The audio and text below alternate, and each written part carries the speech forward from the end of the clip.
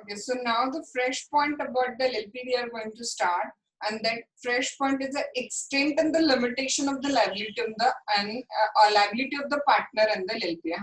Extent and the limitation of the liability of LLP and the partner is the point we are going to see. Now see here what we have to do is that we have to first of all make a comparison between partnership firm and LLP. अगर आपको partnership firm वाला जो material हमने study किया है वो अभी remind हो रहा है तो आपको याद होगा कि every partner is the agent of the firm and as well as the other partner. Every partner is the agent also and principal also of the other partner. तो एक पार्टनर भी गलती करता है तो उसके लिए बाकी पार्टनर्स अनलिमिटेड लायबल होते हैं, आपको याद होगा फर्म में. लेकिन एलएलपी में पार्टनर एलएलपी का एजेंट है, पार्टनर एलएलपी का एजेंट है, बट पार्टनर बाकी पार्टनर का एजेंट नहीं है. तो एक पार्टनर गलती करता है तो उसके लिए बाकी पार्टनर लायबल नहीं होंगे. ओके, सो पार्टनर्स की लायबिलिटी कितनी बोलो एलएलपी में, जितनी उनकी इन्वेस्टमेंट है उतनी ही उनकी लायबिलिटी है. तो दूसरा कोई पार्टनर फ्रॉड या मिसरिप्रेजेंटेशन या कोई क्रिमिनल एक्ट वगैरह करता है तो उसके लिए ये पार्टनर्स लायबल नहीं होंगे. तो पार्टनर एलएलपी के एजेंट है बट एक पार्टनर दूसरे पार्टनर का एजेंट नहीं है. Let's start. Partner as an agent. Every partner of the LLP is for the purpose of the business of the LLP, agent of the LLP, but not of other partner.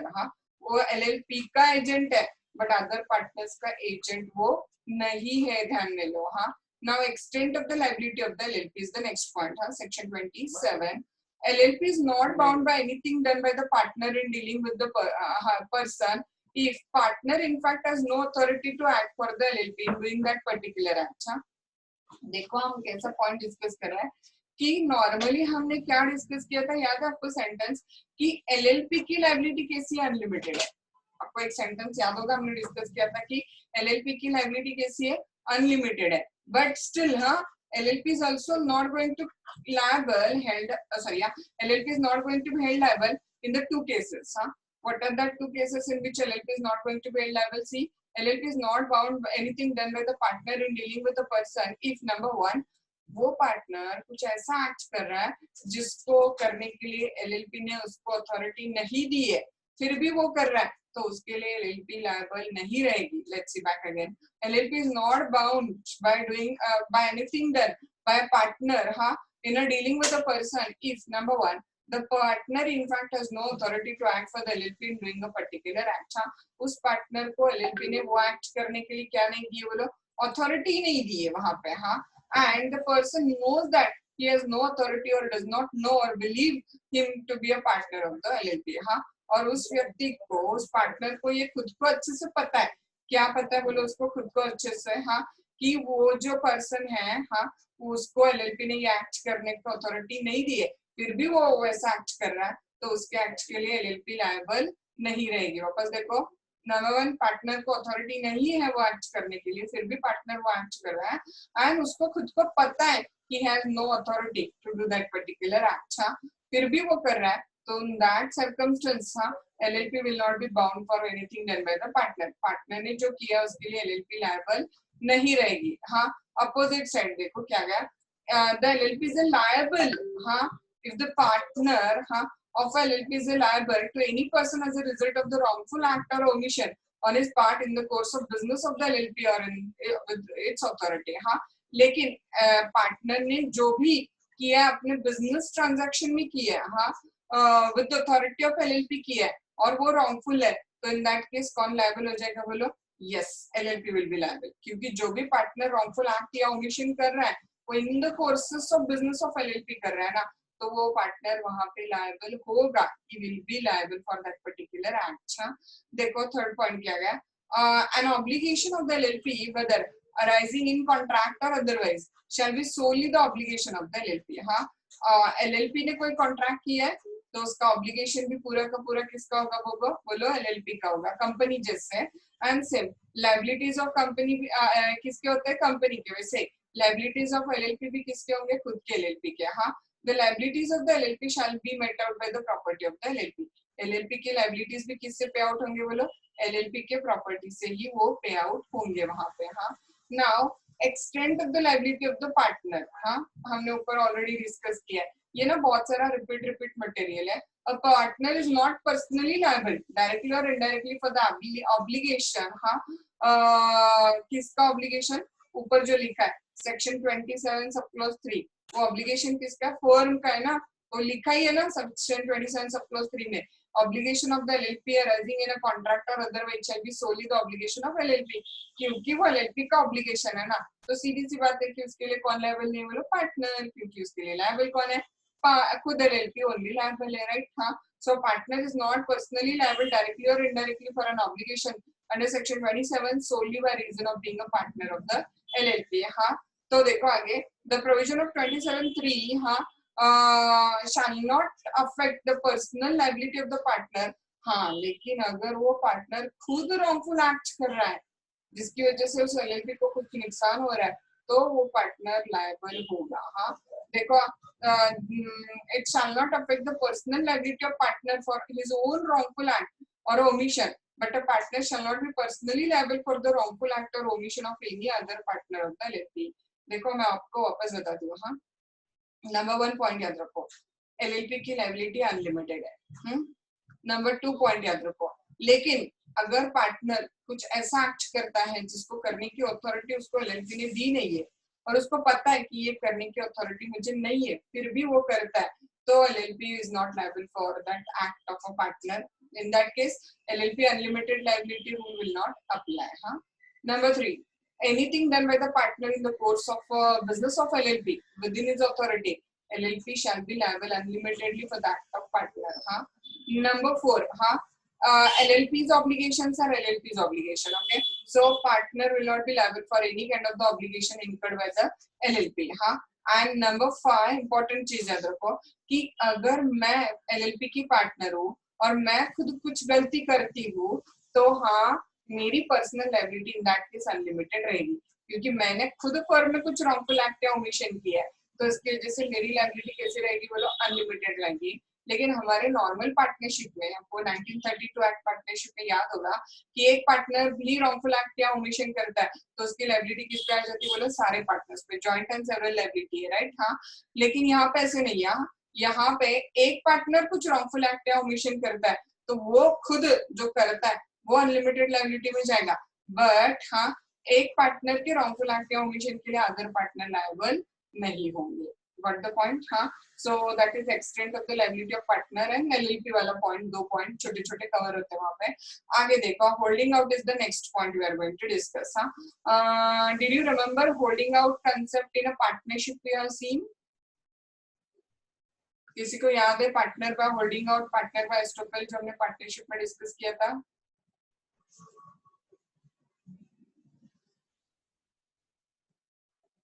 हाँ श्रुति,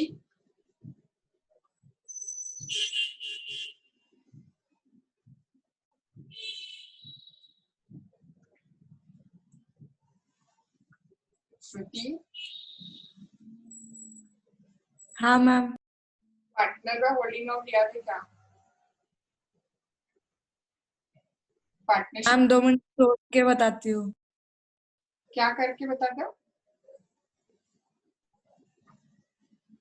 2 minute सोचती हूँ. हाँ हाँ, सोचो सोचो सोचो, तब तक आप लोग भी सोचो. और किसी को याद है क्या पार्टनरशिप एक्ट वाला? पार्टनरशिप एक्ट 1932 में जो पार्टनर का होल्डिंग आउट या पार्टनर का एस्टोपेल डिस्कस था. मैम, हाँ, जो पार्टनर है ना खुद को ऐसे नहीं, जो पार्टनर नहीं रहता लेकिन वो ऐसे रिप्रेजेंट करता है कि वो पार्टनर है फर्म का है. हाँ, that partner is considered as the holding out. या फिर हमने एक एग्जांपल भी देखा था, अगर आपको याद होगा तो. हाँ, कि चलो श्रुति को ही लेके एग्जांपल लेते हैं कि श्रुति और निहारिका हमारे शॉप में आते हैं और कुछ माल उधार मांग रहे हैं. हाँ, और दुकानदार उनको माल उधार देने से मना कर रहा है. हाँ, और उसी टाइम शॉप में चिराग आ जाता है, तो चिराग और दुकानदार की अच्छी खासी पहचान है, चिराग का क्रेडिट दुकानदार को पता है, तो श्रुति और निहारिका वहां पे बोल देते कि लो हमारा तीसरा पार्टनर आ गया. मतलब वो दुनिया को होल्ड आउट कर रहे हैं कि चिराग हमारा तीसरा पार्टनर है. चिराग शुड हैव एक्चुअली डिनाइड कि I am not there partner, जो कि वो नहीं है एक्चुअली, बट चिराग चुप बैठ जाते हैं, तो चिराग उनके क्या बन जाता है, बोलो पार्टनर का होल्डिंग आउट. हाँ, और अगर कल श्रुति और निहारिका गए भाग के, हाँ तो हमारे नॉर्मल वाले पार्टनरशिप में इक्वल लाइबिलिटी किस पे आ जाएगी बोलो, वहां पे चिराग पे। भले उनकी इन्वेस्टमेंट 0 रुपीज है, उनका एक्चुअल में कोई लेना देना भी नहीं था, लेकिन उन्होंने खुद के एक्ट से दिखाया ना दुनिया को कि मैं फर्म का पार्टनर हूँ, तो अब अगर फर्म लॉस में गई तो उनकी लाइबिलिटी भी वहां पे आ जाएगी। That was partner by holding out या पार्टनर बाय एस्ट्रोपेल वाली कंसेप्ट डिस्कस की थी। तो अब ये क्या partner by holding out LLP में है, ये वाला पॉइंट हमें क्या करना है वहां पर डिस्कस करना है। हाँ, let's see. Holding out, any person who by word spoken or written or by conduct, मतलब हमारे एग्जांपल वाले चिराग था, any person who by word spoken written or by conduct represent himself, खुद दिखा रहे कि मैं फर्म का पार्टनर हूँ, या फिर हमारा एग्जांपल इस अगले वाले पार्ट में फिट होता है, knowingly permit himself to be represented to be a partner in the firm।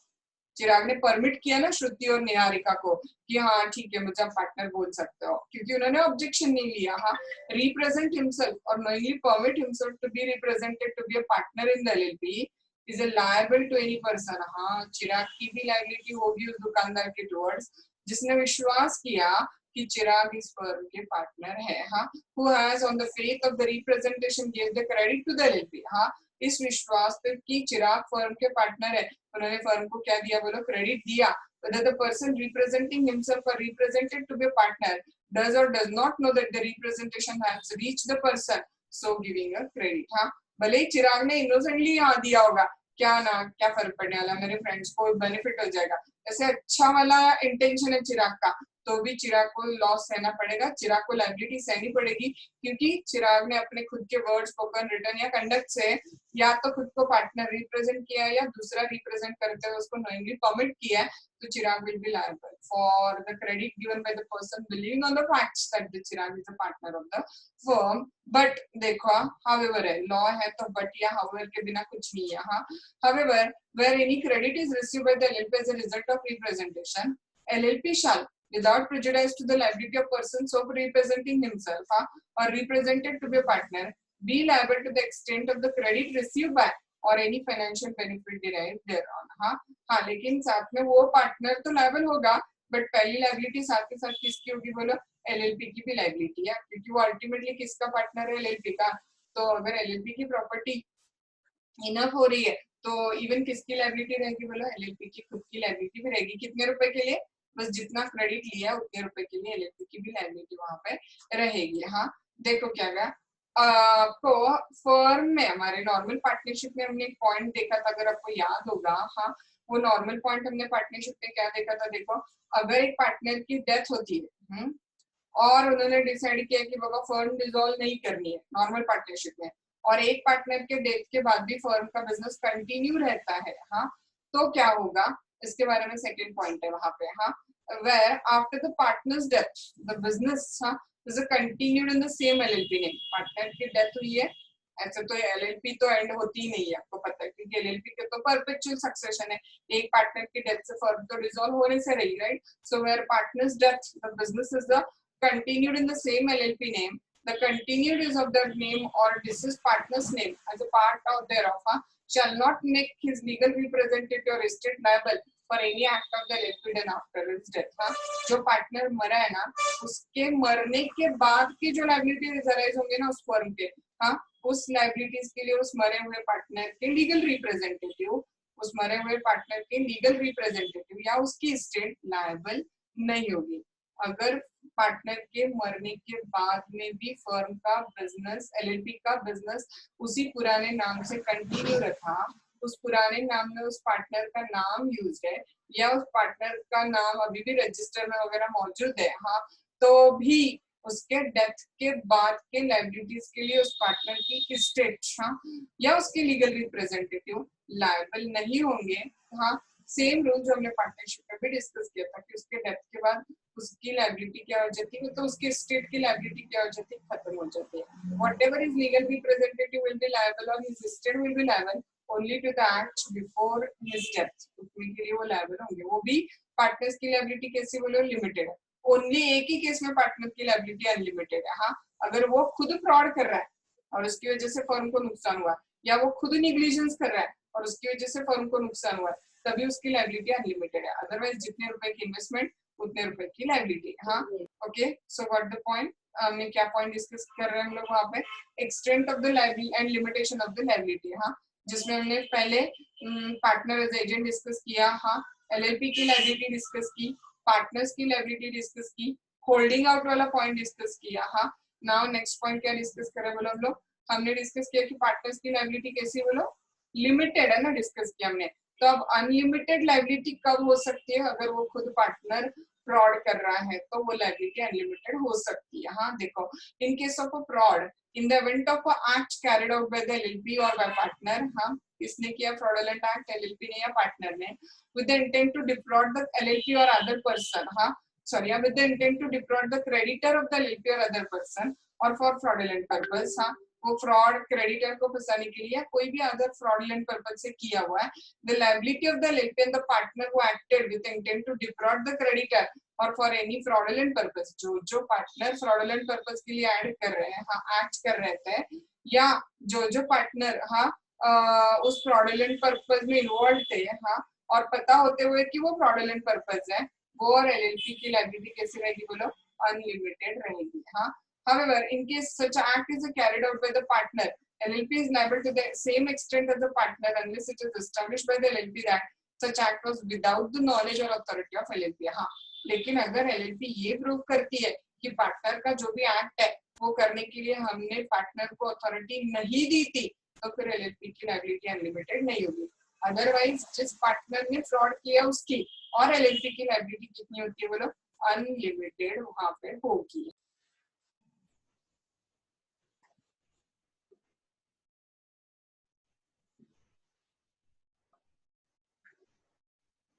शायद मैं ही डिस्कनेक्ट हो गई थी।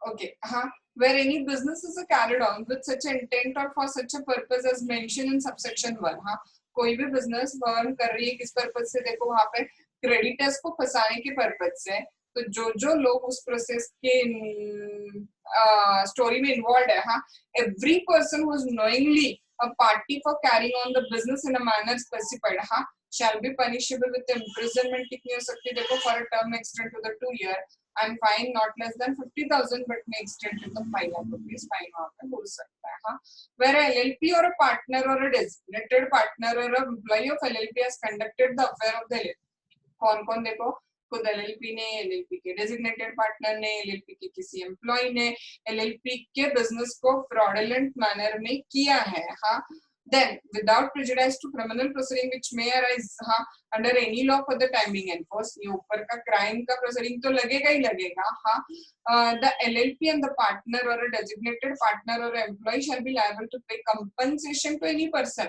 who has suffered any loss or a damage by reason of the conduct, LLP वो जो भी पर्सन है वो रिस्पॉन्सिबल है उस फ्रॉडुलेंट एक्ट के लिए, लॉस के लिए, उसको उसके फ्रॉड की वजह से दूसरे को जो लॉस हुआ है उस लॉस का कंपनसेशन भी पे करना पड़ेगा। ये ऊपर की पेनल्टी तो लगेगी ही लगेगी, criminal penalty, but apart from that उनकी फ्रॉडुलेंट कंडक्ट की वजह से जिसको कुछ लॉस हुआ है ना, उसका लॉस के लिए कंपनसेशन भी पे आउट करना पड़ेगा वहां पे। However, such a LLP shall not be liable if such a partner or designated partner or employee has acted fraudulently without the knowledge of LLP। घुमा के रिपीट वही है, अगर LLP ये प्रूव कर दे कि पार्टनर या डेजिग्नेटेड पार्टनर ने जो फ्रॉडुलेंट एक्ट किया है वो हमारी अथॉरिटी के बिना किया है, हमारे नॉलेज के बिना किया है, तो in that case LLP liable नहीं होगी।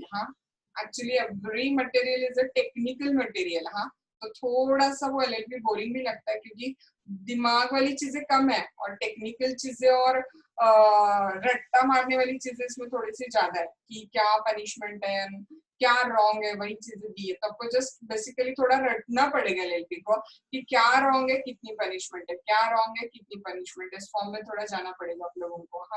विस्टल blowing is the next point, आपको बताया था विस्टल ब्लोइंग मतलब क्या है, वहाँ पे एक तरह का मैकेनिज्म है, कि कहीं पे कुछ रॉन्ग हो रहा है, तो एक सीटी बजाने जैसा है, आप कंप्लेन करके वहां पे अलर्ट कर सकते हो अथॉरिटीज को या कोर्ट को वगैरह की फॉर्म में कुछ अलग रॉन्गफुल जा रहा है वहां पे। The court or tribunal may reduce or waive any penalty leviable against any partner or employ of LLP if it is satisfied, कि such a partner or employee of the LLP has provided useful information during the investigation of the LLP. हाँ, इस whistleblowing mechanism में ना अगर किसी partner ने investigation period में ना थोड़ा सा कोर्ट को हेल्प किया था, इनफैक्ट हाँ, किस चीज के लिए हेल्प किया था कि रॉन्गफुल चीजों को ढूंढने के लिए, हाँ, तो वो नहीं क्या एक तरह से लॉ में वगैरह भी अपने मूवीज में वगैरह देखा होगा, देखो कि जो गलत की इंफॉर्मेशन देता है ना उसको पनिशमेंट थोड़ी कम हो जाती है क्योंकि वो अपने रॉन्ग एग्री करके गलत की इंफॉर्मेशन दे रहा है.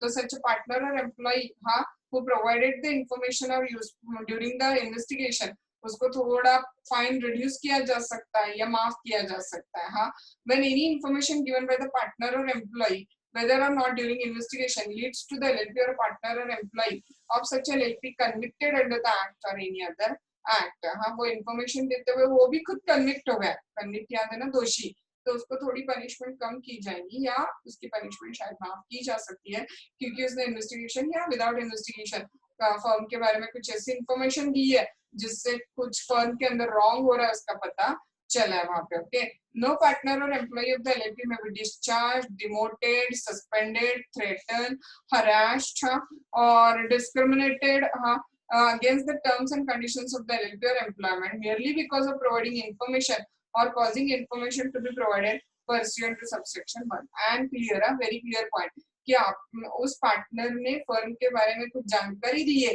जिसकी वजह से फर्म का फ्रॉड बाहर निकल के आए, इस ग्राउंड की बेसिस पे उस पार्टनर को डिस्चार्ज नहीं किया जा सकता, डिमोट नहीं किया जा सकता, सस्पेंड नहीं किया जा सकता, धमकी नहीं दी जा सकती, थ्रेटन चला नहीं जा सकता, हरास्ट या कोई भी तरीके से उसके साथ भेदभाव दैट इज डिस्क्रिमिनेशन नहीं किया जा सकता कि आपने एलएलपी की इंफॉर्मेशन क्यों दी कोर्ट को. इस ग्राउंड पे उसको demote, suspend, threaten, harass, demote, discharge, कोई डिस्क्रिमिनेशन कोई भी चीज उसके साथ में की नहीं जा सकती क्योंकि इनफैक्ट उसने वेस्टल बजाई है, ध्यान में आपको लाइक सीटी बजा के अलर्ट किया है कि इसको पर ये एलएलपी में यहाँ पे ये ऐसे कुछ रॉन्गफुल हो रहा है वहाँ पे. हाँ, so that is the procedure किसकी हमने डिस्कस की, बोलो वेस्टल ब्लोइंग वाला जो प्रोसीजर था वो हमने क्या किया वहाँ पर डिस्कस किया. हाँ, अब जो अगला पॉइंट है ना, पॉइंट नंबर 5, हाँ वो अबाउट फाइनेंशियल डिस्क्लोजर्स के बारे में पूरा. Point number 5 financial disclosures. हाँ, लाइक बुक ऑफ अकाउंट क्या है, वो कहाँ पे रखना है, नहीं रखा तो उसका क्या होगा. हाँ, तो ना एक 5 मिनट कैपेसिटी रखो, वो फाइनेंशियल डिस्क्लोजर वाला पॉइंट कवर कर लेते हम लोग अभी. हाँ, फिर पूरा कन्वर्जन शुरू हो जाएगा तो कल है ना पूरा कन्वर्जन का मटेरियल कवर अप कर सकते हैं. हाँ, अभी के लिए बहुत इजी है तो इसको इतना कवर अप कर लेते हम लोग. हाँ, maintenance of book of account, other record and document with section deal, section 34 deal. हाँ, ना देखो first point proper books of account. हाँ, LLP shall maintain such a proper book of account as may be prescribed. इसके बारे में books of account maintain करना है LLP को. Number 1 about it's affair of each year. Number 2 हाँ on cash basis और accrual basis. Okay, देखो financial disclosures. हाँ, नंबर 1 हमें क्या करना, देखो proper book of account maintain करने. हाँ ना, उसमें क्या करना पड़ेगा, देखो क्या क्या प्रोसीजर आई हुए है. The LLP shall maintain such a proper book of account as may be prescribed. हाँ, किसके बारे में वो proper books of account maintain करना है, relating to the affairs for each year of its existence. हाँ, अब अकाउंट स्टूडेंट हो तो आगे बताने की जरूरत नहीं, उसका जो भी बेसिस होगा कैश बेसिस पे या फिर एक्रूअल बेसिस पे वो अकाउंट्स क्या करने पड़ेंगे, मेंटेन करने पड़ेंगे. हाँ, according to which method, double entry system of accounting की तरफ से. हाँ, या उस मेथड से. And shall maintain the same. वो सारे जो बुक्स ऑफ अकाउंट है वो कहाँ पे रखने हैं एलएलपी को, देखो अपने रजिस्टर्ड ऑफिस में एंड कितने पीरियड के लिए, जितना गवर्नमेंट प्रिस्क्राइब करेगा for such a period as may be prescribed. हाँ, देन उसके साथ में ना क्या सबमिट करना है, देखो statement of account and solvency हर साल. हाँ, every LLP within a period of 6 month from the end of financial year end होते ही 6 मंथ्स के अंदर अंदर एक statement of account and solvency prepare करेगी for said financial year as the last day of the said financial year. हाँ, in such a form as prescribed. हाँ, and statement shall be signed by the designated partner of the LLP. वो solvency statement और account statement कौन sign करेगा, LLP का designated partner sign करेगा. Simple. So first of all क्या submit करना है, maintain रखना है books of account. Then every year from the date of the end of the financial year within 6 months क्या सबमिट करना, statement of account and solvency, जिसपे sign किसका होगा, डेजिग्नेटेड पार्टनर का साइन जिसपे होगा। हाँ, then third point, every LLP shall file within prescribed time statement of account and solvency under clause 2, किसके पास सबमिट करना है वो देखो, with the registrar every year in such a form manner fee as prescribed. हाँ, then the accounts of the LLP shall be audited, account का compulsory audit करना है। हाँ, पार्टनरशिप फॉर्म का ऑडिट कंपलसरी नहीं होता है नॉर्मल 1932 एक्ट वाले पार्टनरशिप का। हाँ, account of the LLP shall be audited, LLP के अकाउंट्स को क्या करना पड़ेगा बोलो, ऑडिट करना पड़ेगा हमें। हाँ, in accordance with the rule prescribed. However central government by notification in gadget किसी एलएलपी को एग्जम्पशन दे सकती है central government, exempt any class or classes of LLP from the requirement of this section। और अगर आप इस ऊपर के किसी भी प्रोविजन का कंप्लायंस नहीं करते तो पनिशमेंट ऑफर्स। हाँ, any LLP which fail with the complying the provision हाँ shall be punishable with a fine कम से कम 25,000 मैक्सिमम 5 लाख। हाँ, and LLP का designated partner shall be punishable with कम से कम fine 10,000 and maximum fine 1 lakh rupees will be the fine thereon। हाँ, then so this was about किसके बारे में, accountant के बारे में। हाँ, और आप किसके बारे में डिस्कस कर रहे हैं हम लोग, एनुअल रिटर्न्स एलएलपी को सबमिट करना है। हाँ, every LLP shall file annual return duly authenticated with the register, किसके पास एनुअल रिटर्न देने, रजिस्टर। हाउ मच डेज के अंदर, विद इन 60 डेज। कहाँ से 60 डेज काउंट करने, from the closure of the financial year. हाँ, as usual in such a form, such a manner, with such a fee prescribed। हाँ, and वापस LLP and partner की penalty है। हाँ, and वो penalty same है। LLP who did not comply with this provision shall be liable to the fine up to rupees 25,000 minimum, maximum 5 lakh, and LLP who contravene the provision हाँ, उसका जो भी designated partner है he will be liable to the minimum 10,000 rupees and maximum 1 lakh rupees fine। हाँ, so छोटा सा point था fifth वाला financial disclosures करके, तो हमने यहाँ पे क्या किया, कंप्लीट किया।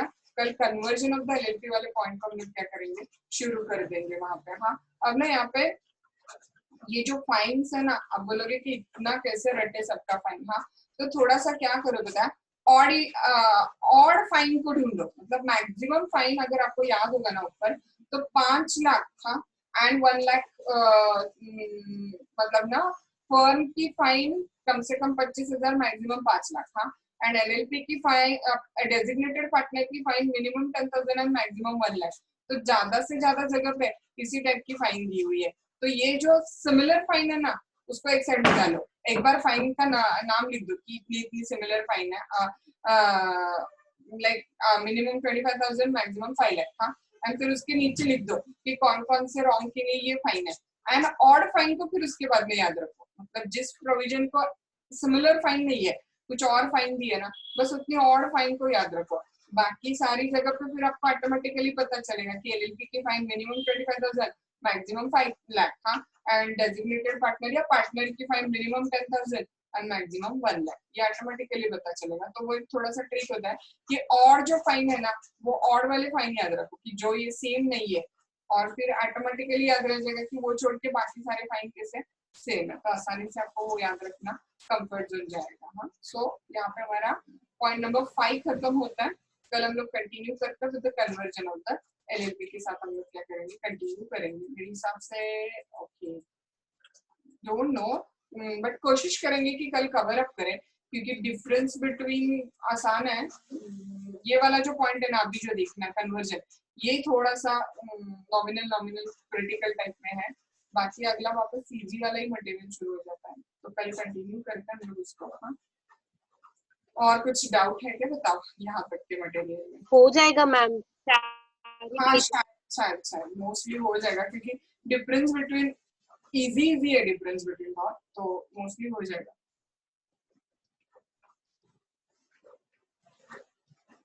तो कल थोड़ा रीड करके भी रखो, कुछ डाउट्स है तो भी बताओ। हाँ,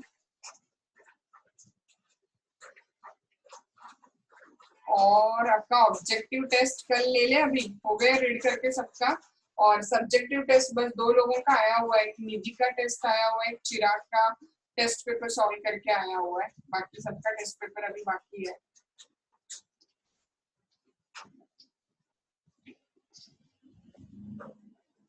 बहुत काम रहता है क्या आफ्टरनून में, पढ़ाई वढ़ाई बहुत ज्यादा रहती है क्या, पेपर क्यों नहीं सॉल्व हो रहे हैं?